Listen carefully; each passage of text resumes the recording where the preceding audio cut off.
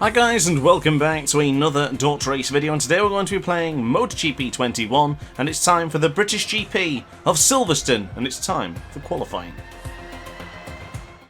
So here we go then, in career mode on board the Aprilia RSGP, and I'm still thinking about whether to stay with Aprilia for another season. Judging by the poll that we did a couple of days ago, it looks like we may be moving on to a brand new team, but for the time being, we're on board the Aprilia, and that is all that matters for now. So we're here in the British GP in a qualifying session that always plagues me so much. I can never seem to qualify well here in Silverstone, and I'm hoping today we break that trend. We actually qualify pretty well. So fingers crossed, that's what the goal is for today. But for now, practice time, and we must get into the top 10 for a chance of getting into Q2 directly, because I don't think we'll be able to move on from Q1 to Q2 if we get put in that situation. So firm on the brakes, we now go for the left-hander, the very tight corner of Vale. Do enjoy the section of track, but I have actually made a big mistake there as we run it tight going into turn 9 and completely ruined our execution and corner speed going into club corner. But nonetheless, we will improve from here. Ooh, that is not looking too promising. A 1.1 second disadvantage to Fabio Quartararo's time of a 1:57.358. The man on board the Monster Energy Yamaha is leading the way. Jack Miller in second and Jorge Martin in third place for the time being. But now into Village. I do very much enjoy this particular section of track as well. Of course, the British circuit of Silverstone being a fantastic track in itself, there are some very positive corners and sections of this circuit that just makes me smile, and I know we're going to be getting a couple of overtakes going into that particular corner for the loop in the Grand Prix in 4 hours time. So that's 6 PM GMT. If you want to be here for the race, stick around and I will see you then. But for the time being, we must complete this practice session. So I don't think we're going to improve on this particular lap, of course. A 1.1 second disadvantage to now Jack Miller, so it's actually going to be even worse as we cross the line momentarily. But got to dig down deep for this one. We have to improve. We cannot be starting from the last place of the grid like we did last season. But never mind, the first lap has been completed. We've done the first part. I've changed the tyres as well. I wasn't particularly happy with the soft front and soft rear, so we've now gone for the medium front with the soft rear. The soft rear is a bit of a difficult one because sometimes I like using it and sometimes it just burns up so quickly that it's impossible to use. It's a combination game with MotoGP. Sometimes the medium soft works, the soft medium works, hard sometimes works. It's a really tough one, and I probably need to really just continue doing the laps until we possibly get the best combination. But for the time being, we are going to improve as we just ended the first split with a little bit of a down time, but nonetheless we are improving going into the right hand of Stowe. Pretty good on the entry there, just a little bit out of shape, but 0.3 of a second in our pocket, or near enough to, as we now brake very firm for the left-hander of Vale. We ran it deep once again, not as tight on the apex that I would have wanted, so therefore we will lose a little bit more time compared to the rest of them. So going on to the right-hand side, we have the two Espargaro brothers behind us in the sense of lap times, but we are 0.7 of a second down from Jack Miller's lap time. That is certainly not going to cut it, but we have still got plenty of time in this one. 25 minutes of the session remain. Of course, I won't be doing the full 25 minutes, but I'll be doing what I can to try and improve our lap times as we go into Village. Prepare myself now for the loop for the super tight hairpin. Very tight to the apex there, beautifully executed as we now bring on the acceleration a little bit wide upon the exit, and we actually lost a little bit of time there. Maybe I went a little bit too nonchalant going into that particular part. We cut across the green there, so this lap time is pretty much no good to anyone, and I tell you what, my biggest fear is coming alive right now. I did expect us to struggle a little bit here in Silverstone, but it looks like the same fate is going to bequeath us again this season. Last season was a disaster. This season looks to be just as awful. So I'm very concerned. The soft rear is certainly not holding on very well. Look how red it is on the right hand side. But across the line we will go. We do improve by a lousy 0.1 of a second. So we have Maverick Vinales ahead of us. I am hoping that the Spaniard ahead of us, who is now on board the Aprilia RSGP in real life, can help out his virtual teammate, if you want to say, as we now go on the left-hand side for Maggots, chuck it to the right-hand side for turn 3, and then once again to the left for the fourth corner of Beckett's. Very nice done here. I remember recently, I think it was last year actually, no, maybe this year, I can't actually remember when I did the video, but the Kevin Schwantz crash going into Beckett's was awful. I still always remember that when I go into that particular corner, and the Kevin Schwantz one was from my MotoGP 20 championship mode a long time ago. We're now onto the right-hand side for Stowe. running it a little bit deeper, but we will get the acceleration on if we're smooth on the acceleration. Of course, I did change the tyres once more, now with the medium combination of medium front and rear, as we go a little bit out of shape going into Vale, and once again, not getting it right into my favourite part, or at least one of the favourite parts of the Silverstone circuit, of course. Club corner, not too bad so far.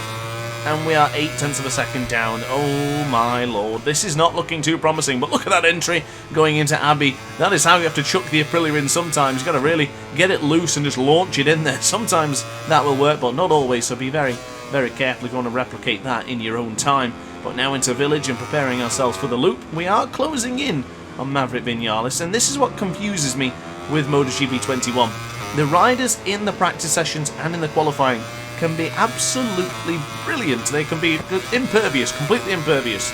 But when we go into the race, they fall by the wayside, and our lap times that we're doing now will be the race pace. So, to say the least, the AI in MotoGP 21 are quite the enigma. So if we do have to start far down, rest assured I will make a race out of it, and I will be in the top 10 by probably the first couple of laps, because you know how determined we are when starting the Grand Prix. But we are going to improve on this lap time, and it is a 1:58.605, so we aren't going to improve by much, and therefore we will have to go into Q1 to battle it out for a position into the second qualifying session. I'm not even going to bother looking at the rest of the things because there really isn't anything to look at. We just have to try our best and try again to conjure up something in this session. We have to try and get through it, and the biggest thing I can mention is that Johann Zarco is still in this qualifying session. If Zarco still stays in this qualifying and doesn't go into Q2, we might have a good chance of taking some valuable points away from the Frenchman. But rest assured, guys, if we start far down, I'll still be fighting back and giving it everything I've possibly got. But first sector, we're down by 1/10 to Johann Zarco's time. Of course, it's just a banker lap, that one, the 1:59.037. That won't be the pole lap, I can completely assure you. Rest assured, that is not going to be the pole position lap time. But let's see if we can get it right going into Vale now. We do look a little bit stronger going into there, but not quite as tight as I would have wanted. Feels a bit slow.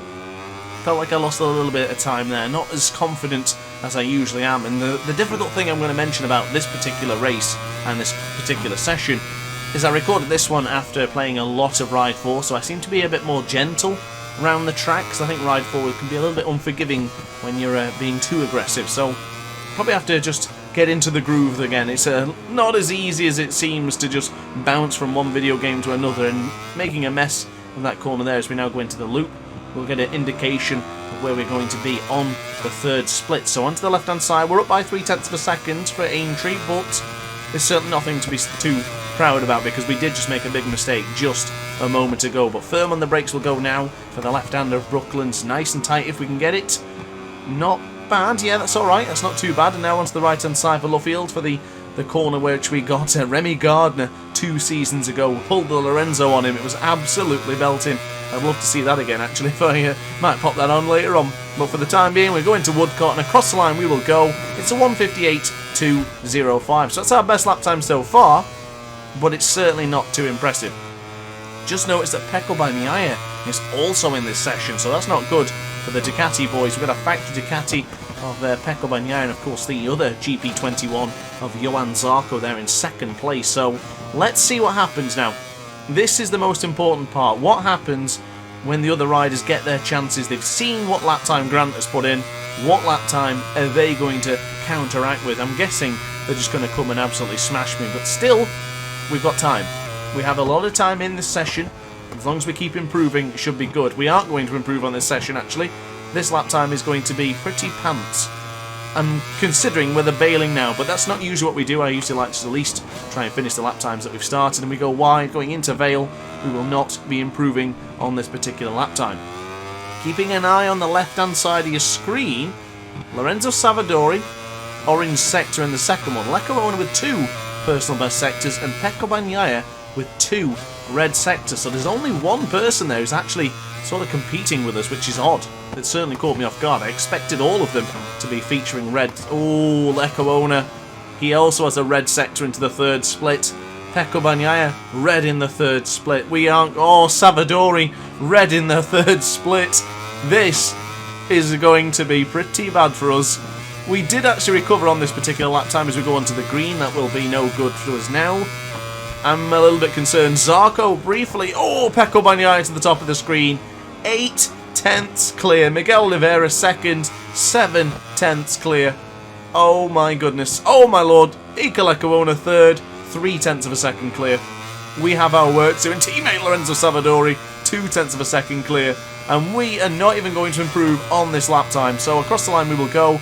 Back to the pits. Let's change the tyres. And we are in 11th place. 21st on the grid right now as it stands.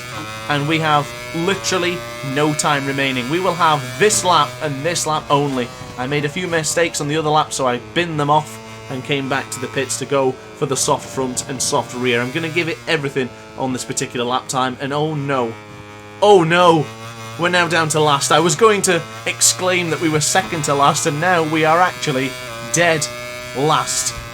This is concerning. This has got to be the lap for the ages, the lap of the aces, to make sure we don't start from the last place in Silverstone for the second season in a row. And look at that, 5 tenths of a second we are down, although it's a little bit... I'm not sure. I don't think this is going to happen. I'm going to give it everything I've got, but I guess we can rule out a chance moving into Q2 is not going to happen, but I can't start from the last place of the grid. Not for a second season, not for the home Grand Prix of Silverstone. This really, really can't happen. 4 tenths of a second down to Bagnaia. Oh my goodness.